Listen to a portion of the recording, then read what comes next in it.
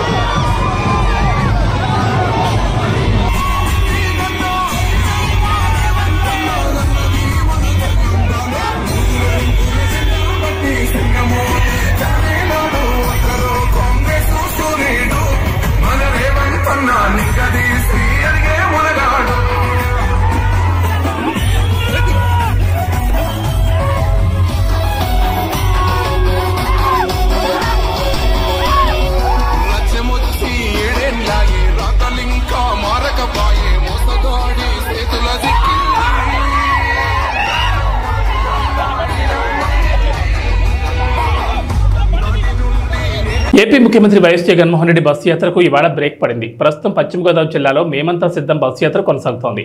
నేడు మేమంతా సిద్ధం బస్సు యాత్రకు విరామం ప్రకటించారు. శ్రీరామనవమి సందర్భంగా ముఖ్యమంత్రి జగన్ యాత్రకు విరామం ఇచ్చారు. దీంతో తణుకు, తేతల్లో రాత్రి బస చేశారు సీఎం జగన్. తిరిగి రేపు ఉదయం తేతల నుంచి బస్సు యాత్ర ప్రారంభం కానుంది.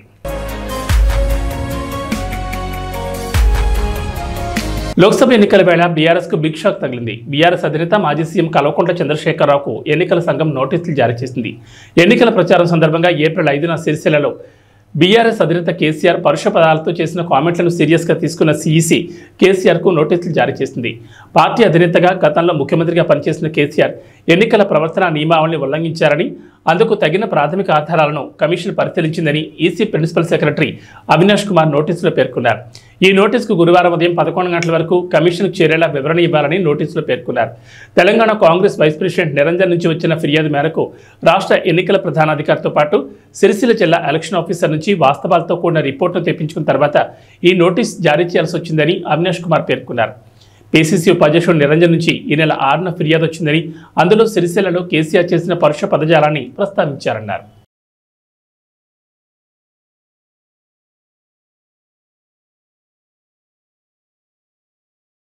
సార్వత్రిక ఎన్నికల వేళ ఛత్తీస్గఢ్లో జరిగిన భారీ ఎన్కౌంటర్లో 29 మంది మావోయిస్టులు మృతి చెందారు.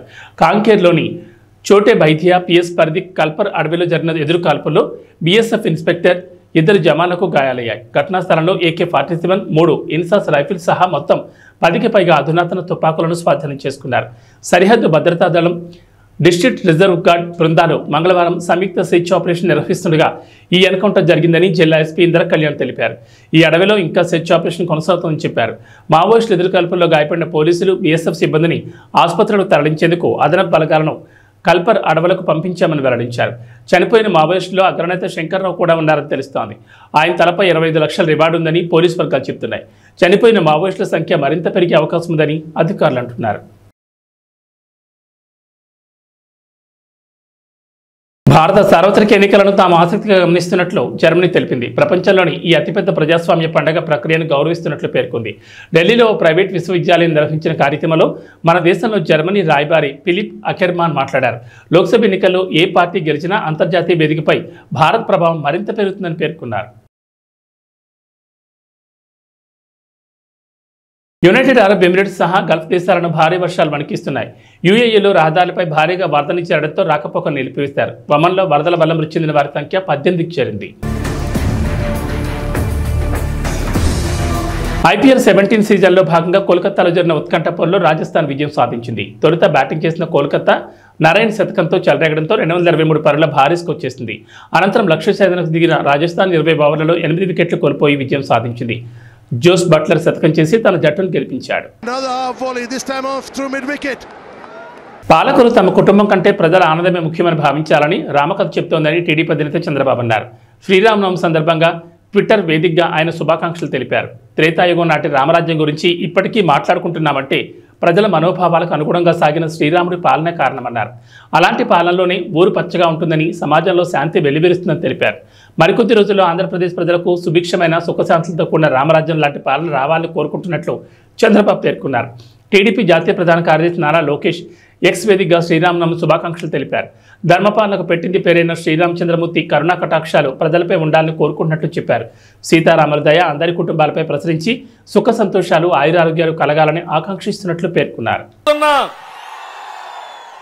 దానికి ఎక్సర్సైజ్ ఏంటంటే అతను దుబ్బేశాడంటే 1 లీటరు రక్తం 1 లీటర్ రక్తం 1 లక్ష రూపాయలు అంటే 1 లీటర్ రక్తం ఈక్వల్ టు 1 లక్ష రూపాయలు. మీకు ఇచ్చిన డబ్బులుంటే ఒక పువ్వు అంటే 1 లక్ష రూపాయలు. ఈ రెండు లెక్కేయండి. మీకు ఇచ్చిందంత దొబ్బేసిందంత ఈ రెండు లెక్కేసుకుని అప్పుడు వస్తే ఎవరొచ్చినా నువ్వేమిచ్చమ్మా ఆడబిడ్డలున్నారు. నేను ఎప్పుడు చెప్పేవాడిని, ఎవరు ఎన్ని చెప్పినా బెస్ట్ ఫైనాన్స్ మినిస్టర్స్ భారతదేశానికి ఫైనాన్స్ మినిస్టర్ నిర్మలా సీతారామన్ కంటే తెలివైన వాళ్ళు మా ఆడబిడ్డలు. మగవాళ్ళు డబ్బులు ఇస్తే మీరు సంపాదించే డబ్బులు చూస్తే ఎంత పిల్లల చదువుకు పెట్టాలి, నిత్యావసర వస్తువులు ఎంత పెట్టాలి, కరెంటు ఛార్జీలు ఎంత కట్టాలి, బడ్జెట్ తయారు చేసి అవసరమైతే మిగలబెడతామా లేకపోతే అప్పు చేస్తామా మొత్తం వడ్డీ కరెక్ట్ గా లెక్కేసేది మా ఆడబిడ్డలు. అవునా కాదా తల్లి? ఇప్పుడు మీరు లెక్కేయాలి. మీ ఇంట్లో మగవాళ్ళను కూర్చొని పెట్టాలి. మొత్తం మీ ఇంట్లో నేను చెప్పిన లెక్కలన్నీ వేయండి. మొట్టమొదటిది మందు. సార్వత్రిక ఎన్నికల నేపథ్యంలో ఏపీలో ఎన్నికల ప్రచారం ఊపందుకుంది. అధికార ప్రతిపక్ష పార్టీలు ప్రచారాన్ని ఉధృతం చేస్తున్నాయి. ఈ క్రమంలో తెలుగుదేశం జాతీయ అధ్యక్షుడు నారా చంద్రబాబు నాయుడు, జనసేన పవన్ కళ్యాణ్ బుధవారం కృష్ణా జిల్లాలో ఉమ్మడి ప్రచారం చేరున్నారు. ప్రజాకాలం ఎన్నికల ప్రచారంలో భాగంగా పెడన, మచిలీపట్నంలో రోడ్ షో, బహిరంగ సభలు నిర్వహిస్తారు.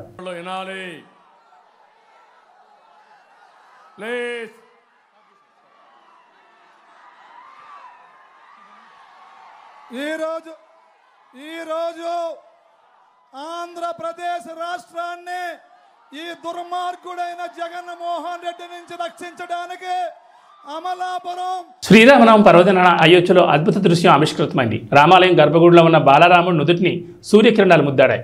సూర్యాభిషేకం, సూర్యతిలకంగా వ్యవహరిస్తున్న ఈ అద్భుత దృశ్యాన్ని రామభక్తులు కన్నులారా వీక్షించారు. రామమందిరం 3వ అంతస్తు నుంచి ఏర్పాటు చేసిన కటకాలు, అద్దాలు, గేర్ బాక్సులు, గొట్టాల ద్వారా సూర్యకిరణాలు బాలరాముడు నుదుటిని తాకాయి.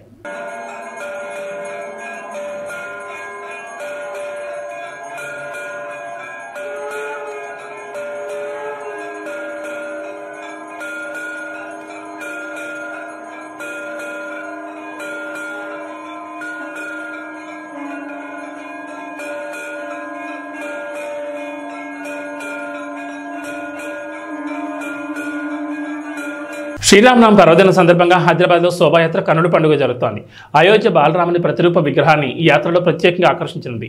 అయోధ్య వెళ్లి దర్శించలేని భక్తుల కోసం శ్రీరామనవమి సందర్భంగా ప్రత్యేక బాలరాముని విగ్రహాన్ని నిర్వాహకులు ఆనంద్ సింగ్, పప్పు సింగ్ ఆధ్వర్యంలో ఏర్పాటు చేశారు. దూల్పేట నుండి హనుమాన్ వ్యాయామశాల వరకు జరిగే ఈ శ్రీరామ శోభాయాత్రలో ఈ విగ్రహం ప్రత్యేక ఆకర్షణగా భక్తులకు దర్శనమివ్వనుంది.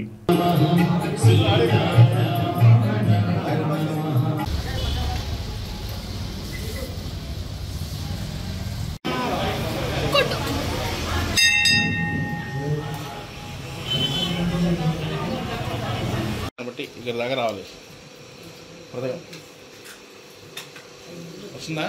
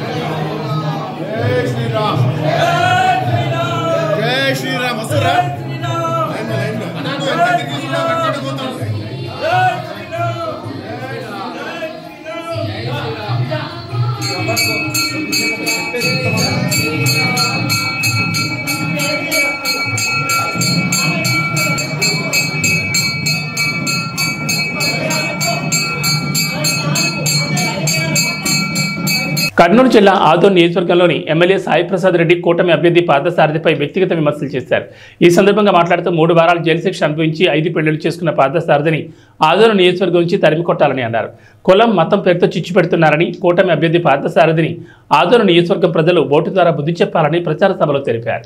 ఆయన అలాంటి పరిస్థితుల్లో మమ్మల్ని నాకు 100 ఎకరాల భూమి ఉందంట, ఆ 100 ఎకరాల కోసం సాధారణంలో సర్పంచ్ని చేయలేదంట. ఈ విధంగా ఈ రోజు ఎన్నో అబద్ధాలు చెప్పి ముందుకు పోతున్న పరిస్థితి ఈ రాష్ట్రంలో ఉందని చెప్పేసి కూడా నేను చెప్పడం జరుగుతుంది. ఎందుకంటే ఏ విధంగా అంటే చంద్రబాబు నాయుడు కానీ పార్థసారథి కానీ ఏదున్నా కూడా ఏం చేస్తా అంటే నిజాలు చెప్తే తల 1000 ముక్కలు అవుతుంది. అలాంటి పరిస్థితి ఉంది కాబట్టి అన్ని అబద్ధాలు చెప్పి అధికారంలోకి రావాలని చేసే ప్రయత్నం చేస్తా ఉన్నారు. ఒకటి పార్థసారథి నిన్ను తరిమి కొట్టే పరిస్థితి ఎంతైనా ఉంది. మా ప్రజలు ఎవరు కూడా మీ అలాంటి వాళ్ళు ఒప్పుకునే పరిస్థితి లేదు. నువ్వు చిత్తూరు నుంచి వచ్చి ఆదూరులోన నువ్వు పోటీ చేస్తా అంటే మా వాళ్ళంతా కూడా నీ వైపు ఉండి ఓట్లేస్తా అని చెప్పేసి ఆలోచన చేస్తా ఉన్నామేమో. అవన్నీ జరిగే పరిస్థితి లేదు. ఏదున్నా నీ అబద్ధాలు ఎవరు నమ్మే పరిస్థితి లేరు. ఏదున్నా కూడా ఈ రాష్ట్రంలో జగన్మోహన్ రెడ్డి గారిని ఆయన చేసే కార్యక్రమాలని ప్రతి వారం మెచ్చుకున్నారు. జగన్మోహన్ రెడ్డి కావాలనుకుంటున్నారు. ఏదున్నా కూడా మహిళలను కానీ పేదలను కానీ గుర్తించే పరిస్థితి ఒక్క జగన్మోహన్ రెడ్డి కాక నీలాంటి మూర్ఖులు కాదని చెప్పేసి చెప్పడం జరుగుతుంది. ఎక్కడికి పోయినా కూడా నువ్వేం చేస్తా ఉన్నావు, నీకు జనాలే 60-70 మంది వెనకొస్తారు. అక్కడ ఊర్లో ఎవరు లేకపోయినా కూడా నీవు మీటింగ్లు చెప్పొస్తా ఉన్నావు. నీ పరిస్థితి ఏమో నీకు అర్థమైపోయి ఉంటుంది. లోకల్లో పుట్టినాను, ఇక్కడే పుట్టినాను, ఇక్కడే పెరిగినాను, ఇక్కడే రాజకీయం చేస్తా ఉన్నా. నేనంతా కూడా నీలాంటి దుర్మార్గం మాటలు మాట్లాడే పరిస్థితి లేదు. ఏదున్నా కూడా ధైర్యంగా పోతాం. ఈసారి 3 సార్లు గెలిపించినారంటే మా మీద ఒక నమ్మకం, ఏదున్నా కూడా చేస్తాడో నమ్మకం, అందుబాటులో ఉంటున్న నమ్మకం, ఏదున్నా కూడా పలకరిస్తాడో నమ్మకం అందరు కూడా ఉంది. కాబట్టి చెప్తా ఉన్నా, నీ కూడా నీలాంటి నీ అవినీతి పనులు నమ్మే పరిస్థితి లేదు, నీలాంటి నీతులు నమ్మే పరిస్థితి లేదు. గుర్తుపెట్టుకో అని చెప్పేసి నేను చెప్పడం జరుగుతా ఉంది. ఏదున్నా కూడా ఈ రోజు ఉండే పరిస్థితుల్లో రాష్ట్రానికి జగన్మోహన్ రెడ్డి అవసరము, మా నియోజకవర్గం నేను అవసరం అని చెప్పేసి చెప్పడం జరుగుతా ఉంది. ఖచ్చితంగా 4వ ఎమ్మెల్యేగా మా జెండా ఎగురుతా అని చెప్పేసి కూడా నేను గట్టిగా చెప్పగలుగుతా ఉన్నాను. ఏదున్నా ఇక్కడ ఉన్నటువంటి ప్రతి పేదవాళ్ళకి, బీసీ, ఎస్సీ, ఎస్టీ, మైనార్టీలకి మేము సపోర్ట్ గా నిలబడతా ఉన్నాం. ఏదున్నా కూడా ఇది ఉండే పరిస్థితుల్లో జగన్మోహన్ రెడ్డి 200 సీట్లు ఉన్నాయి, 20 సీట్లు ఎంపీ సీట్లు ఉంటే 170 సీట్లు ఎమ్మెల్యే సీట్లు ఉంటే దాదాపుగా 100 సీట్లు బీసీ, ఎస్సీ, ఎస్టీ, మైనార్టీకి ఇచ్చిన ఘనత జగన్మోహన్ రెడ్డి అని చెప్పేసి బొజ్జల గోపాలకృష్ణారెడ్డి, బొజ్జల హరినాథ్ రెడ్డి లాగా హుందా రాజకీయాలు చేయడం నేర్చుకోవాలని శ్రీధర్ రెడ్డి యువత విభాగం నాయకులు, టీడీపీ, జనసేన, బీజేపీ ఉమ్మడి కూటమి ఎమ్మెల్యే అభ్యర్థి బొజ్జల వెంకట సుధీర్ రెడ్డికి సూచించారు. ఈ సందర్భంగా మీడియా సమావేశం నిర్వహించారు. అనంతరం మాట్లాడుతూ సామాను శ్రీధర్ రెడ్డిపై బొజ్జల సుధీరెడ్డి కుటుంబ విషయాలు, వ్యక్తిగత అంశాలపై అనుచితంగా మాట్లాడడం సంస్కారం కాదన్నారు. వారి నాన్న బొజ్జల గోపాలకృష్ణారెడ్డి, వారి చిన్నాన్న బొజ్జల హరినాథ్ రెడ్డి గత 35 ఏళ్లుగా శ్రీకాళహస్తిలో హుందాతనంగా రాజకీయాలు చేసినట్లు గుర్తు చేశారు. మరి వారి వారసుడిగా రాజకీయాలకు అడుగుపెట్టిన మీరు సామాను శ్రీధర్ రెడ్డి వ్యక్తిగత విషయాల్లో జోక్యం చేసుకుని రాజకీయాలకు వాడుకోవడం సాహిత్యం కాదని సూచించారు. ఈ కార్యక్రమంలో పలువురు పాల్గొన్నారు. హుందా రాజకీయం చేశారు. మీరు ఇంతవరకు ఒక్కసారి కూడా ఎమ్మెల్యే కాకముందరే ఈ మారి ఎవరిని పడితే వాళ్ళు వ్యక్తిగతంగా నేను కలుపుకోబోతూ అంటున్నారే కానీ మీరు ఈ మారి ప్రతి ఒక్కరి వ్యక్తిగత విషయాల గురించి కూడా మాట్లాడుతూ వ్యక్తిగత విషయాలు ఎత్తుకుంటూ పోతే ఎవరి ఇంట్లో వ్యక్తిగత విషయాలు చాలా ఉంటాయి. ఇంకోటి, మీరు ఇప్పుడు 6-7 సార్లు శ్రీధర్ రెడ్డి గారు ఈ మారి ఎన్నోసార్లు కష్టపడ్డాడు, శ్రీధర్ రెడ్డి ఇబ్బంది లేదు, ఈ రోజు ఎమ్మెల్యే గారిని గెలిపించారు, అది ఇది అంటూనే మళ్ళీ ఈ రోజు వాళ్ళిద్దరూ ఒకటే అని అంటున్నారు. వాళ్ళిద్దరి మధ్యలో ఆల్రెడీ ఎటువంటి కుటుంబ సంబంధాలు కానీ ఎటువంటివి లేవు. అది మేము స్పష్టంగా ఎస్ఆర్ యూత్ తరఫున మేము కంపల్సరీ మేము చెప్తున్నాం. ఆయన ఎమ్మెల్యే అభ్యర్థి, మీరు ఎమ్మెల్యే అభ్యర్థి, మీరిద్దరు ఏదన్నా ఉంటే పార్టీ తరఫున కానీ మీరు కానీ మాట్లాడండి. శ్రీధర్ రెడ్డి అనే వ్యక్తి ఏ పార్టీకి సంబంధించిన వ్యక్తి కాదు. శ్రీధర్ రెడ్డి ఒక ఇండిపెండెంట్ అభ్యర్థి, అది ఒకటి ప్రతి ఒక్కరు గుర్తించుకోవాలి. ఎంతసేపటికి వీళ్ళిద్దరి మధ్యలో సయ్యద్దు కుదిరించింది మీరేనా? అలాంటప్పుడు మీరు ఎలా ఇది మాట్లాడగలుగుతారు? మాటికి మీరే ఎన్నోసార్లు ప్రెస్ మీట్లో చాలాసార్లు 6-7 సార్లు మాట్లాడినా కూడా మేము ఏ రోజు కూడా దాని గురించి ఖండించలేదు, మా అన్న కూడా ఖండించలేదు. ఇంకోసారి ఏదైనా మాట్లాడేప్పుడు 1కి 4-5 సార్లు మీరు ఆలోచించుకుని మాట్లాడాలి. ఎమ్మెల్యే కుటుంబానికి కానీ మానకు కానీ ఎటువంటి సంబంధం లేదు. ఆ కుటుంబంతో మాన కుటుంబంతో ఎటువంటి సంబంధాలు అయితే లేవు. ఇదైతే మేము ఖచ్చితంగా చెప్తున్నాం. ఇంకోసారి ఇలాంటి విషయాలు కానీ పునరావృతం అయ్యి శ్రీధరన్ గారి నుంచి మొన్న మాట్లాడిన దానికే ఇది చాలా దూరం మీకు చాలా మైనస్ అయింది. మీరు రాజకీయం చేయాలనుకున్నప్పుడు ప్రజల సమస్యలు, స్థానిక సమస్యల గురించి ఏ రోజైనా మీరు మాట్లాడారా? వాటి గురించి మాట్లాడండి. అంతేగాని ఒక్కొక్కరు వ్యక్తిగత విషయాల గురించి అయితే దయచేసి ఇంకెప్పుడు మాట్లాడకూడదు. ఎందుకంటే గోపాలన్న చనిపోయినప్పుడు కానీ, హరణ చనిపోయినప్పుడు కానీ శ్రీధర్ రెడ్డి గారు ఆ రోజు ఉండి మొత్తం దగ్గర ఉండి ఆడుండి చేసి వచ్చారు. మీ నాన్నన్న, మీ హరణ కూడా చాలా గౌరవం మా అన్నకి. అలాంటిది వాళ్ళని మాట్లాడడం మీరు ఎంతవరకు కరెక్ట్ అనేది మీరే అడుకోండి. మీ చుట్టూ ఉండేవాళ్ళు ఏదో సలహాలు అవన్నీ ఇచ్చేసి మీరు దాని పబ్లిక్ మీటింగ్లో వ్యక్తిగత విషయాల గురించి ఏ రోజు కూడా గోపాలన్న గురించి ఏ రోజు మాట్లాడింది లేదు. ఇదొక్కటి మీరు గుర్తుపెట్టుకొని, ఎస్ఎస్ఆర్ యూత్ అంటే మీరు ఏదో అనుకుంటున్నారు. ఆయన ఏ పార్టీకి సంబంధించిన వ్యక్తి కాదు. దయచేసి ఆయన గెలికారంటే చాలా పర్యవసానం మీరు అనుభవించాల్సి వస్తుంది. ఇది మటుకు ఖచ్చితంగా ఎస్ఆర్ యూత్ తరఫున మేము మీకు చెప్తున్నాం. ఇంకోసారి మీకు నేను గుర్తున్నానో లేదో, నా పేరు హరీష్ రెడ్డి అంటానండి 108. అప్పుడు నేను 108 నేను డ్రైవింగ్ చేసేప్పుడు కోవిడ్ అప్పుడు మీకు నేను కాల్ చేశాను. సార్, ఈ మారి ప్రజలు అందరూ ఇబ్బంది పడుతున్నారు, మీరు వచ్చి ఏమైనా సాయం చేస్తే అని. ఇప్పుడు కూడా ఇంత దూరం వచ్చింది కాబట్టి ఈ రోజు చెప్తున్నాను, ఏ రోజు చెప్పలేదు. సాయం చేయండి అంటే నన్ను వచ్చి చచ్చిపోమంటావా, ఇంట్లోంచి రమ్మంటావు, 108 పనిచేస్తున్నావా అని మీరు అడిగారు. మీరు గుర్తుందో లేదో. అలాంటి మీరు మా అన్న గురించి మాట్లాడుతున్నారు. గత 5 ఏళ్లుగా కానీ ఎప్పటి నుంచో కూడా మీ వెనకాల గోపాలన్న పేరు చెప్పుకుంటారు, వాళ్ళకు పేర్లు చెప్పుకుంటారు. కానీ శ్రీధర్ రెడ్డి అనేవాడు ఒక్కడే నిలబడ్డాడు, వెనకాల బ్యాక్గ్రౌండ్ లేకుండా ఒక్కడే నిలబడున్నాడు. అదొక్కటి మీరు ఖచ్చితంగా గుర్తుపెట్టుకోండి. ఇంకోసారి ఈ 5 ఏళ్లలో కాదు 10 ఏళ్లలో కూడా శ్రీధర్ రెడ్డి లోకల్ గానే ఉంటున్నాడు. గుళ్ళకి కానీ గోపురాలకు కానీ యువతలో క్రీడాభివృద్ధి కానీ తీసుకురావాలని ముందున్నాడు. దయచేసి ఏ పార్టీలతో శ్రీధర్ రెడ్డిని ముడిపెట్టద్దు. గత గడిచిపోయిన కాలాలు మాకొద్దు. గత 4.5 సంవత్సరంగా ఏ పార్టీకి సంబంధం లేకుండా ఆయన పని ఏందో ఆయన చూసుకుంటున్నాడు. మీరు ఏదైనా మాట్లాడుకోవాలంటే అవతల పార్టీ అభ్యర్థి ఉన్నారు, ఆయన మాట్లాడుకోండి, ఆ అభ్యర్థి మీరు మాట్లాడుకోండి. ఇంకొకసారి దయచేసి మా అన్న గురించి కానీ మాట్లాడితే మటుకు మర్యాద ఉండదు. అదొక్కటి మీరు ఖచ్చితంగా గుర్తుపెట్టుకోవాలి. ఇంకోసారి కానీ ఇదే ఫైనల్ మీకు చెప్తున్నాం.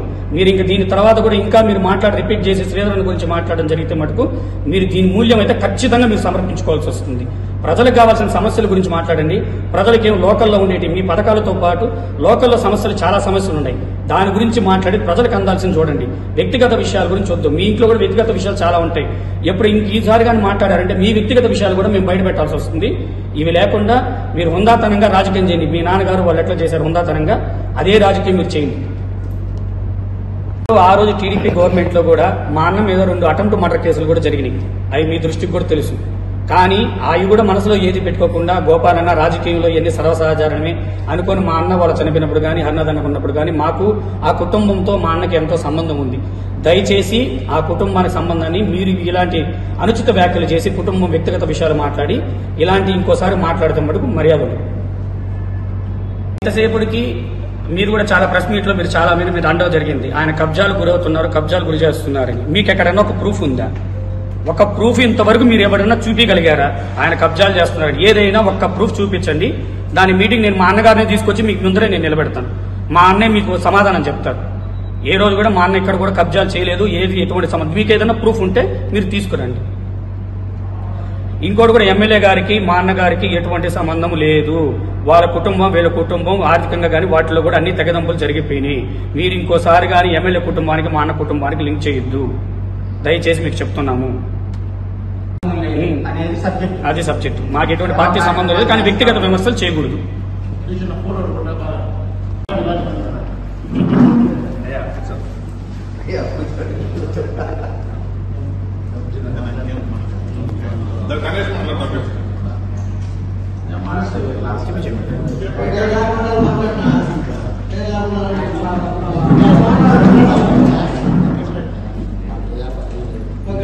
మత్తు పదార్థాలకు యువతను బానిసలుగా చేస్తున్న సైకో జగన్ అని పట్టాభిరామ్ అన్నారు. నర్సీపట్నంలో నిర్వహించిన టీడీపీ యువశక్తి కార్యక్రమంలో ప్రభుత్వ తీరును టీడీపీ జాతీయ అధికార ప్రతినిధి పట్టాభి విమర్శించారు. అమలు కాని హామీలు ఇచ్చి రాష్ట్ర ప్రజలను మోసం చేసిన వ్యక్తి జగన్ రెడ్డి అన్నారు. జాబ్ క్యాలెండర్ పేరుతో యువతను మోసం చేశారని, ఆంధ్ర అంటే ఇతర ప్రాంతాల వారు శీలావతి గంజాయి గురించి మాట్లాడుకుంటున్నారని అన్నారు. జగన్ రెడ్డి చేసేది బస్సు యాత్ర కాదు, తూసి యాత్ర అని ఎద్దేవా చేశారు. నిన్ను జైలుకు పంపించడానికి జనాలు సిద్ధంగా ఉన్నారని పట్టాభి అన్నారు.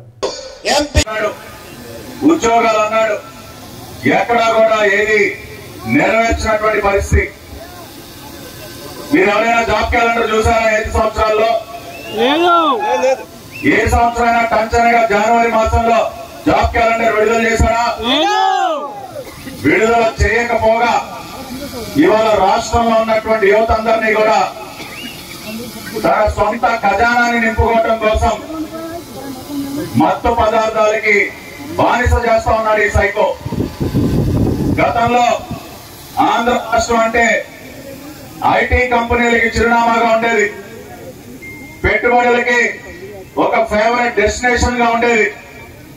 అటువంటి బ్రాండ్ ఇమేజ్ ని పూర్తిగా నాశనం చేసి ఇవాళ ఆంధ్ర రాష్ట్రం అంటే శీలావతి గంజాయి గురించి మాట్లాడుకుంటా ఉన్నారు. నిజంగా ఎంత సిగ్గుచేటండి. ఆ రోజున నారా చంద్రబాబు నాయుడు గారు ఉత్తరాంధ్ర ప్రాంతంలో ఉన్నటువంటి మన బిడ్డలందరికీ మంచి ఉపాధి అవకాశాలు కల్పించాలని చెప్పి అనేక పరిశ్రమల్ని ఉత్తరాంధ్ర ప్రాంతానికి తీసుకొస్తే వాటన్నిటిని వెనక్కి తరివేసి ఈ రోజున గంజాయికి ఒక అడ్డాగా మార్చాడు ఉత్తరాంధ్ర ప్రాంతాన్ని. ఇక్కడ ఉన్నటువంటి యువత అందరి నోట్లో మట్టి కొట్టాడు ఈ రాష్ట్ర ముఖ్యమంత్రి. 2 వారాల క్రితం మీరు చూశారు కదా, బ్రెజిల్ నుంచి ఏమొచ్చింది విశాఖపట్నానికి? 25,000 టన్నుల మాదక ద్రవ్యాలు. 25,000 టన్నులు. 1 కాదు 2 కాదు. గతంలో ఉత్తరాంధ్ర ప్రాంతంలో అటువంటి నాకు కొండంత ధైర్యాన్ని ఇచ్చింది.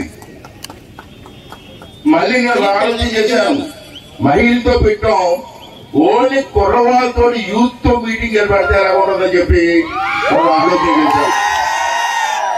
అదే సీఎం రమేష్ గారికి చెప్పాను, మా కుర్రవాళ్ళందరూ ఒకసారి పిలుస్తానండి, వాళ్ళ స్పందన కూడా చూద్దాం అని చెప్పి పిలిస్తే ఈవేళ నేను ఊహించిన దానికంటే ఎక్కువ మంది వచ్చి ఈవేళ మమ్మల్ని మీరు ఆశీర్వదిస్తున్నారంటే మీ అందరికీ కూడా మనస్ఫూర్తిగా ధన్యవాదాలు తెలుపుతామని చెప్పి ఈ సందర్భంగా మనం చేస్తున్నాను. సోదరులారా, మీ అందరికీ తెలిసి అందరూ బాగా చదువుకున్న వ్యక్తులే. ఇక్కడికి మీరు వచ్చిన దాంట్లో 198.9% మంది చదువుకున్న కుర్రవాళ్ళు ఉన్నారు. ఈ చదువుకున్న కుర్రవాళ్ళందరూ కూడా ఒక ఆలోచన చేయాలా. ఇలా పార్టీ గురించి మాట్లాడుతున్నప్పుడు ఏ పార్టీ సిద్ధాంతాలు బాగున్నాయి ఆలోచన చేయవలసిన అవసరం ఉంది. చంద్రబాబు గారి నాయకత్వంలో ఎన్నో కాలేజీలు పెట్టాం, ఇంజనీరింగ్ కాలేజీ పెట్టాను. నేను టెక్నికల్ ఎడ్యుకేషన్ మినిస్టర్ గా ఉన్నప్పుడు నర్సీపట్నంలో పాలిటెక్నికల్ కాలేజీ వచ్చినట్టే దానికి కారణం తెలుగుదేశం పార్టీ అని చెప్పి ఈ సందర్భంలో మనం చేస్తున్నాం. నాకు అత్యంత ఆప్తులు, నన్ను తన సొంత బిడ్డలాగా, ఒక కుటుంబ సభ్యుడిగా, నేను ఏ కష్టంలో ఉన్నా సరే నాకు అన్ని రకాలుగా నా వెన్నంటే ఉండి నాకు ధైర్యం చెప్పేటటువంటి వ్యక్తి, నా తండ్రికి సమానులైనటువంటి చింతకాయల అయ్యన్న పాత్రుడి గారి ఆహ్వానం మేరకు ఈ రోజున నర్సీపట్నంలో ఎంత ఘనంగా జరుగుతున్నటువంటి యువశక్తి భారీ బహిరంగ సభకు రావటం నిజంగా కూడా చాలా అదృష్టంగా భావిస్తా ఉన్నాను. మాట మీద ఉండి ఇవాళ మీకు తెలుసు, రాష్ట్రంలో భారతదేశంలో నిరుద్యోగం ఎక్కువ ఉన్న రాష్ట్రాల్లో 24% నిరుద్యోగులు ఉన్న దేశంలోనే ఏపీ ప్రథమ స్థానం ఉంది. ఉద్యోగాలు కాదు, ఉద్యోగాలు లేకుండా ఉన్న కుర్రవాళ్ళకి ఎక్కువ శాతం ఉన్న రాష్ట్రంలో మన రాష్ట్రం ప్రథమ స్థానంలో ఉందామంటే ఈ పరిపాలన ఏ విధంగా ఉందో ఒక్కసారి జగన్ రెడ్డిలు ఆలోచించవలసినటువంటి అవసరం అని చెప్పి ఈ సందర్భంలో మనం చేస్తున్నాం. అలాగే 4.5 ఏళ్ళలో రాష్ట్రంలో యువత ఉద్యోగాలు లేక పొరుగు రాష్ట్రాలు వలసపోతున్నారు. ఇవాళ చాలా బాధాకర విషయం. ఇలా మంచి జిల్లాలు తిరిగాను, డిగ్రీ చదువుకున్న కుర్రవాళ్ళు కూలి పనికి వెళ్తున్నారండి ఉద్యోగాలు లేక. కూలి పనికి డిగ్రీ చదువుకున్న కుర్రవాళ్ళు, పాలిటెక్నిక్ చదువుకున్న కుర్రవాళ్ళు కూలి పనికి వెళ్తున్నారంటే ఈ రాష్ట్రంలో పరిపాలన ఎలాగుందో ఒకసారి మీరు అంతా కూడా అర్థం చేసుకోవాలి. ఏవీ బులెటిన్ విశేషాలు. నమస్కారం.